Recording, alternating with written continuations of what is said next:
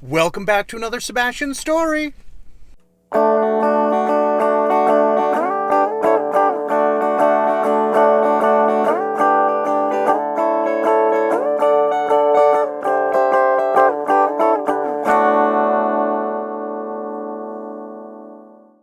We're back at it again, telling this sweet boy's story. Of course, Sebastian's our sweet Cane Corso Italiano.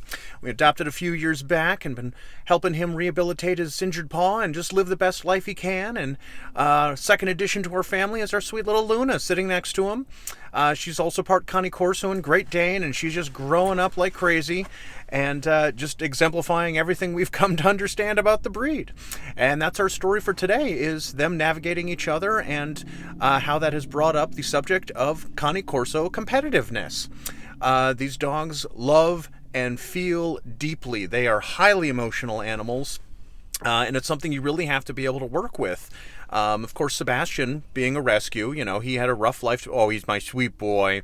He had a rough life to begin with, and he really needed to learn how to be able to trust humans.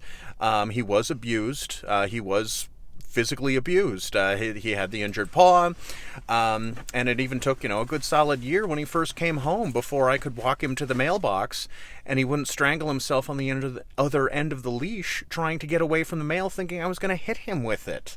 It's a real thing, and it's a sad thing. It's a terrible thing, and I really hope this stuff just stops happening to sweet Pappies out there in the world. And my sweet little Luna Petunia, she was just simply a puppy that needed a home.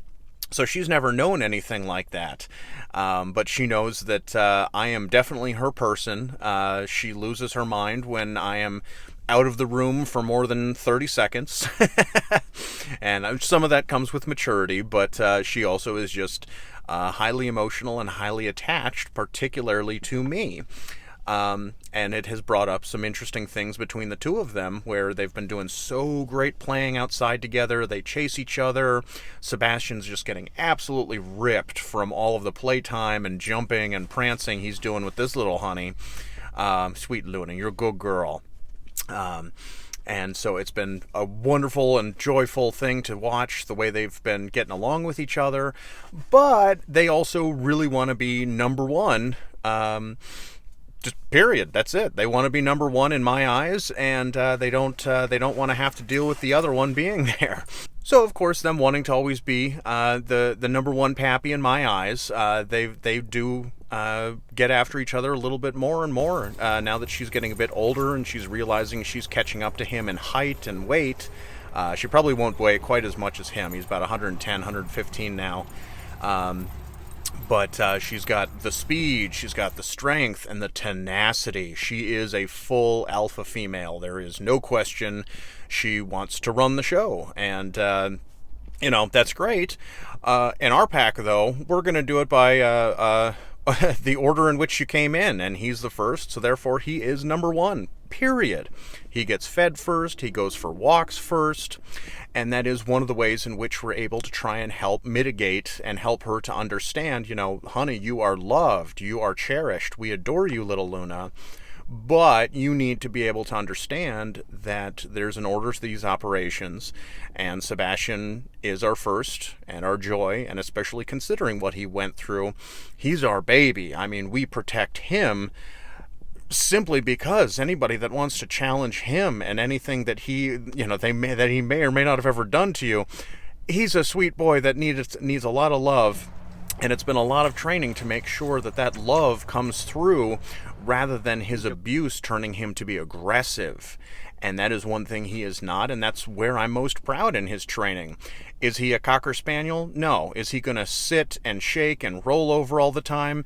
He does to a degree, but not on the first try all the time, and that's just not what I'm going for with him. I don't want him to be a circus animal. I want him to be happy and healthy and obedient enough to where I can trust him to not harm himself or others.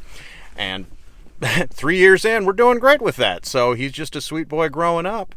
And little Miss Luna Petunia here is finding her place and making sure that she understands the same rules and guidelines that he is. That it's, we want you guys to just be happy and healthy and live out your lives and never have to be afraid of somebody coming around and smacking you around. It's just that life is gone. That will never return, Sebastian. You are safe. You are protected. You are my sweet little boy, puppy. I got you. You're a good boy. He's my sweet boy. I got to protect him.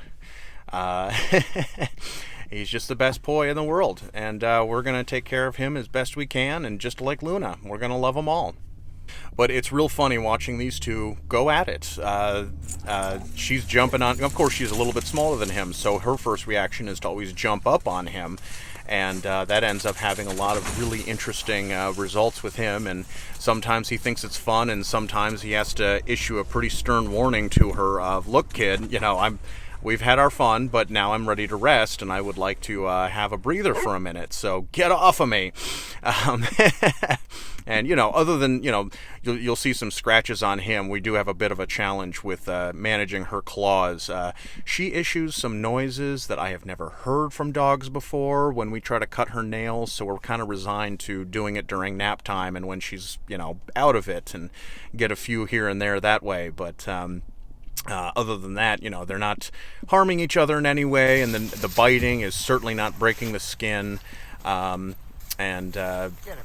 It's just a matter of, keeping everybody safe, and everybody has fun, and everybody gets to be happy, and, we love that they play together so well. But as she's growing and learning how much more speed and strength she can gain, she's wanting to have that translate to, well, look, guy, I'm going to be able to push you around, and you're going to do what I say from now on. And that's where we, the humans, need to step in and be like, no, honey, this is not how it is. You guys are going to play together. You're going to love each other. And that's really not optional. And, thankfully, they already have a great relationship together.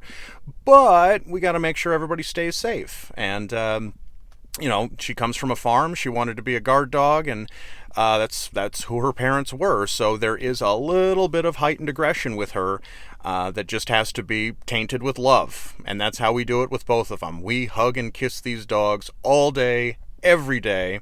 I think it makes some people absolutely neurotic. It's hilarious. We love it because these dogs are adored. They are cherished, and we are going to take care of them. And all the others that come through for the rest of our lives. That's what we're doing is dog rescue. And these Pappies, if you just smother them in love, that aggression subsides pretty quickly. And they realize, okay, all right, I get it. We're going to be loved. I know you're going to be taken care of, Pappy. That's just it. It's not optional. You're going to be loved and cherished. Sorry. We're going to take care of you, kids. And we're going to make sure everybody's happy. And you can be as competitive with each other as you want, but nevertheless, no one's going to get hurt. We're going to cut you out anytime, separate you, do what we need to do, put you in different rooms, whatever the case may be. But, playtime is always having to be monitored, and that's just how it is. You got these big, strong dogs, and even if it's not intentional, bad things can happen. So you just got to make sure you got an eye on them and can get in between them anytime you need to. And as long as that can happen, I think everybody's going to be able to stay happy and healthy. As always, thank you so very much for watching. We're having a great time telling these stories, and we'll be back again soon with more. Thanks again.